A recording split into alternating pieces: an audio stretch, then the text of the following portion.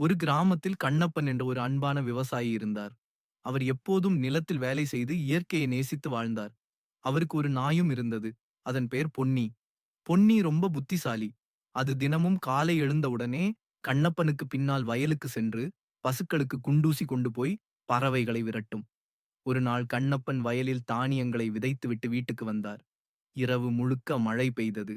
காலை எழுந்து பார்த்ததும் அதிர்ச்சி! வயலில் மழை நீர் நிறைந்தது. அதுதான் பொன்னி ஓடிச் செல்லுது, கத்துது. கண்ணப்பன் அதனை பின்தொடர வயலுக்கு வந்தார். அங்கே ஒரு கழுதை, குதிரை போன்ற விலங்கு வயலில் விழுந்து நழுவிக் கொண்டிருந்தது. உடனே கண்ணப்பன் ரம்பம், கயிறு கொண்டு விலங்கை காப்பாற்றி அதை அருகிலுள்ள வனத்துக்குள் விட்டு வந்தார்.